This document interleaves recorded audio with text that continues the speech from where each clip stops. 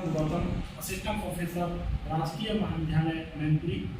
आज का मेरा टॉपिक है कंपनी के लक्षण या विशेषताएं। ये विशेषताएं या लक्षण बताने से पहले आज 16 सितंबर 2023 है, विश्व ओजोन दिवस। तो बहुत बहुत शुभकामनाएं सभी को। कंपनी के लक्षण या विशेषताएं जानने से पहले हम कंपनी के बारे में बात कर लें कि कंपनी है क्या। तो कंपनी अधिनियम 1956 के मुताबिक या इससे पहले हम बात करें तो कंपनी सही मायने में देखा जाए तो पहले एक व्यवसाय चला करते थे और एक ही व्यक्ति वाले नाम होता था अपने बिजनेस का। उसके बाद इस व्यवसाय का बाजार का स्वरूप बदला, स्थानीय हुआ, बाजार का स्वरूप स्थानीय से राष्ट्रीय हुआ, राष्ट्रीय से अंतरराष्ट्रीय स्तर तक का व्यापार का स्तर हो गया। आजकल ट्रेड इंटरनेशनल लेवल पे आजकल ट्रेड हो रहा है। तो उसी प्रकार से बिजनेस का स्तर भी बदला।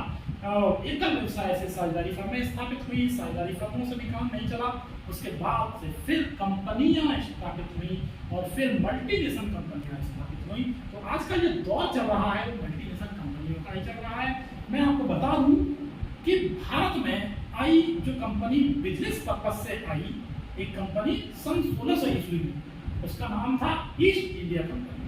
वो जहांगीर के टाइम पर आई और भारत में व्यापार स्थापित करने के उद्देश्य से आई। और आपको बता दूं कि वो 20 साल का उसने बिजनेस स्थापित करने का भारत में प्रमाण पत्र ब्रिटिश संसद के द्वारा दिया गया था। और वो संस्था भारत में आई और हालांकि बात अलग है। कंपनी अधिनियम 1956 पे आते हैं। तो कंपनी अधिनियम 1956 के अनुसार कंपनी की छोटी परिभाषा दी गई है कि कंपनी विधान द्वारा निर्मित एक कृत्रिम व्यक्ति है जिसकी अपनी एक सार्वभौमिकता होती है और उसका एक पृथक अस्तित्व भी होता है। ये परिभाषा हैने के द्वारा भी दी गई है कि उसका एक पृथक अस्तित्व होता है, ये जोड़ दिया गया है उसमें, और उसकी एक कॉमन सील होती है।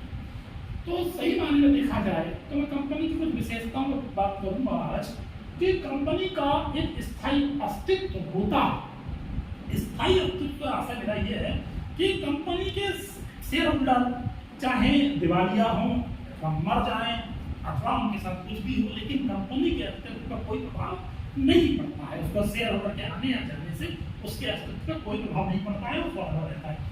दूसरी मैंने इस विशेषता में भी लिखा है कि कंपनी विधान द्वारा निर्मित कृत्रिम व्यक्ति है। तो कंपनी इज आर्टिफिशियल मैन। अब आर्टिफिशियल मैन सही माने में मैन कैसे कहा जाएगा कि जो हार मास का बना हो या लिविंग पर्सन हो, सांस है लेता हो, तो वो आदमी है। लेकिन कंपनी चूंकि हार मास की बनी हुई तो है नहीं, लेकिन कंपनी व्यक्ति की भांति ही दूसरे व्यक्ति से दूसरी कंपनी से बिहेव करती है और वो सारे दायित्व, वो सारे अधिकार रखती है जो एक व्यक्ति को मिलते हैं। अब क्योंकि आप बात करेंगे फंडामेंटल राइट की, तो एक कंपनी को फंडामेंटल राइट्स का अधिकार नहीं है। कंपनी अपने फंडामेंटल राइट्स के लिए बाद न्यायालय में नहीं कर सकती, यही अंतर है। तो चूंकि ये कहा गया है कि कंपनी विधानसभा में व्यक्ति है, कंपनी विधानसभा में व्यक्ति है, हाँ, वो व्यक्ति की तरह बिहेव करेगी।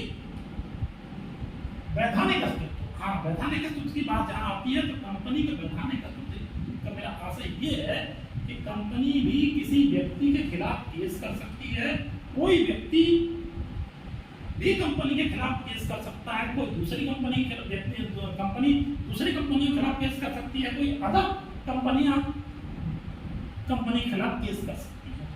इसका मतलब यह है कि कंपनी का वैधानिक एंटिटी है और उसका एक वैधानिक सीमित दायित्व की मैं बात करूं तो जो सीमित दायित्व वाली बात आती है तो कंपनी में जो शेयर होल्डर्स होते हैं उनका दायित्व उनके द्वारा जो खरीदे गए अंश की पूंजी है वहां तक सीमित रहता है। बाकी इसको संचालन डायरेक्टर, इसका एक संचालक मंडल होता है, कंपनी द्वारा एजीएम में गठित होता है संचालक मंडल, वो उसको संचालित करते रहते हैं। उसका दायित्व, उस शेयर होल्डर का दायित्व उसके द्वारा खरीदे गए अंशों की पूंजी की मात्रा तक ही सीमित रहता है।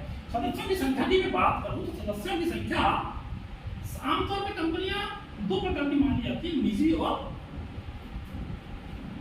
सार्वजनिक कंपनियां। तो प्राइवेट, निजी यानी कि प्राइवेट कंपनियां, प्राइवेट कंपनी में सदस्यों की संख्या न्यूनतम 2 और अधिकतम 2 से।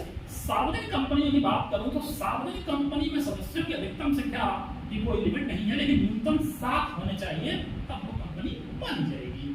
अन्य संस्थान की हम बात करते हैं तो कंपनियों में शेयर ट्रांसफर होते रहते हैं। मान लीजिए मेरे पास कुछ शेयर है, मैं आपको ट्रांसफर करना चाहता हूँ तो उसकी एक निश्चित फॉर्म भरिए और फीस होती है वो दीजिए और शेयर ट्रांसफर हो जाएंगे। तो ये कुछ कैरेक्टरिस्टिक्स हैं कंपनी फॉर्मेट के, इनकी मैं बात करूंगा। अगले टॉपिक पे मैं